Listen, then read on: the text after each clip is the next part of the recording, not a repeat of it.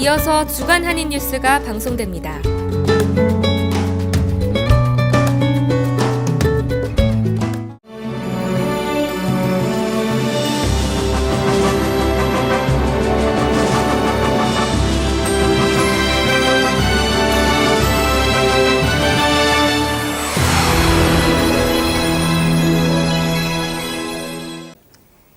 안녕하십니까. 주간 한인 뉴스입니다. 첫 소식입니다.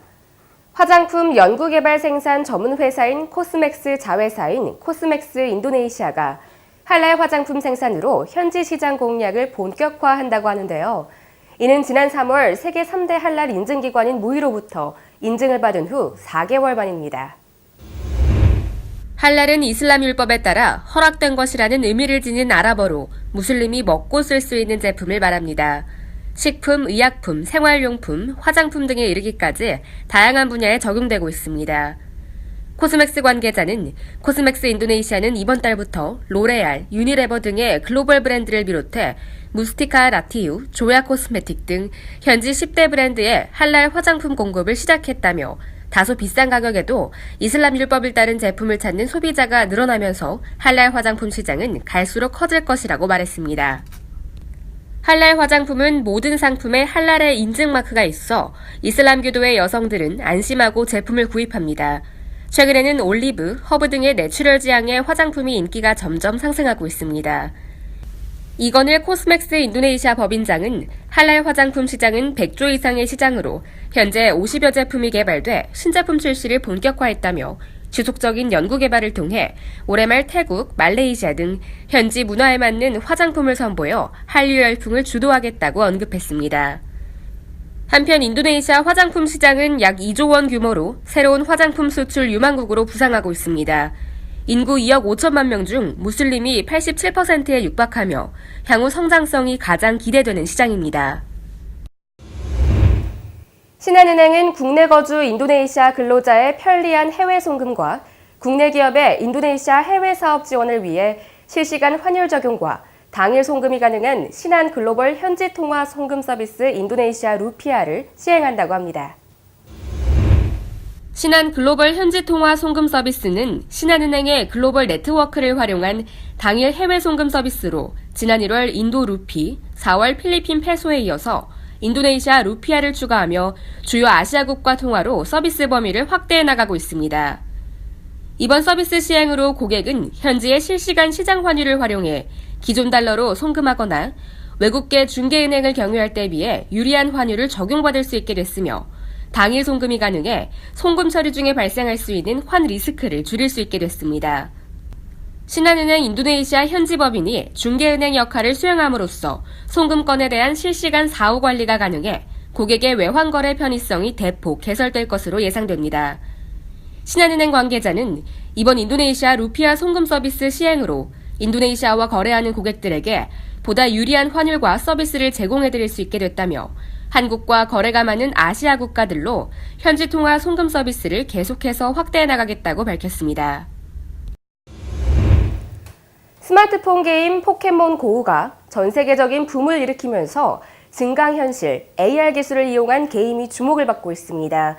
이에 최근 미국 실리콘밸리에서 열린 가상현실 엑스포에서 수상한 한 인도네시아 기업이 주목을 받고 있다고 합니다.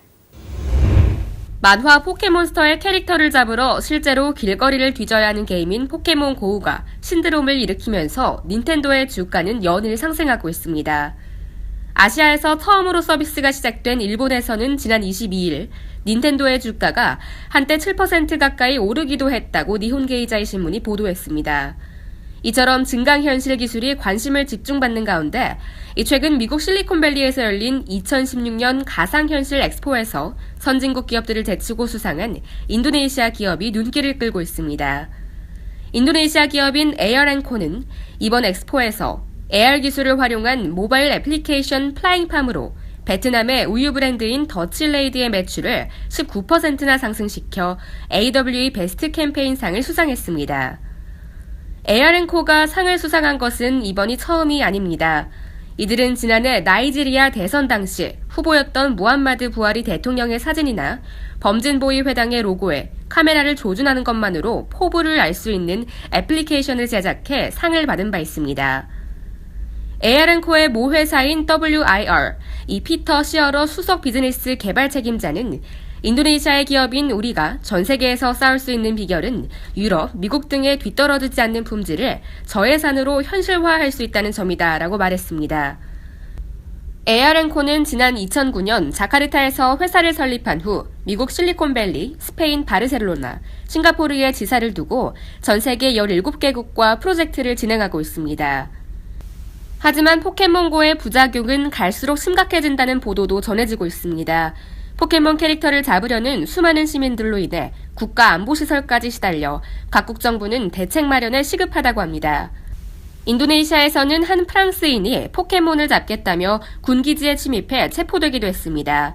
따라서 인도 정부는 포켓몬고가 국가 안보를 위협할 수 있어 군과 경찰, 대통령궁 등 주요 시설에 포켓몬고 금지령을 내렸습니다. 이처럼 기술 혁신이 빚어낸 게임이 생각지도 못한 부작용을 불러와 각국 정부가 나서야 하는 사회 문제가 되고 있습니다. 인도네시아 전기 보급률이 86%에 그치면서 전력 부족을 겪는 곳이 많은데요. 이에 인도네시아 정부가 대규모 전력 용량에 나설 방침이어서 한국에 좋은 기회가 될 것으로 보입니다. 코트라 자카르타 무역관에 따르면 인도네시아 정부는 부족한 전력 보급률을 확보하고 향후 확대되는 수요에 대비하기 위해 35,000메가와트 전력 용량 확보 프로그램을 추진하고 있다고 합니다. 이 프로젝트는 석탄을 원료로 하는 화력 발전이 향후 건설되는 발전소의 60% 이상을 차지할 것으로 보이며 지열 발전 개발은 기대에 못 미치는 3% 수준에 머물 것으로 예상됩니다.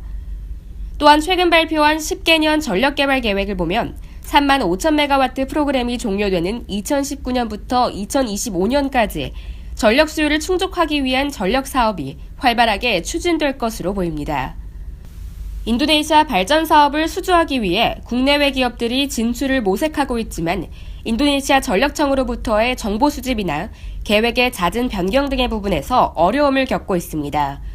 현재 상황에서는 기존 네트워크를 보유한 일본, 중국, 인도네시아 기업 등과의 협업을 통한 진출도 고려할 만하다고 자카르타 무역관 측은 조언했습니다. 인도네시아는 발전 에너지원으로 활용할 수 있는 다양한 천연 자원을 보유하고 있습니다. 지열 에너지는 전 세계 지열 발전 잠재 전력량의 40%를 차지할 정도로 잠재력이 높습니다. 35,000메가와트의 전력 용량을 확보하기 위해서는 1,100조 루피아의 투자액이 필요로 합니다. 지난달 인도네시아 에너지 광물자원부는 2016에서 2025 에너지 공급 사업 계획을 발표했습니다. 계획에 따르면 인도네시아 정부는 2025년까지 인도네시아 전체 전력 공급률을 99.7%까지 끌어올릴 계획입니다. 이를 위해서는 80.5기가와트의 용량의 발전소가 신규로 건설되어야 합니다. 35,000메가와트 전력 확보 프로그램은 인프라 사업 중에서도 인도네시아 정부가 최대의 역점을 두고 있는 사업이며 실질적으로 모든 인프라 사업의 기초가 된다는 점에서 정부의 움직임이 빨라질 것으로 전망되고 있습니다.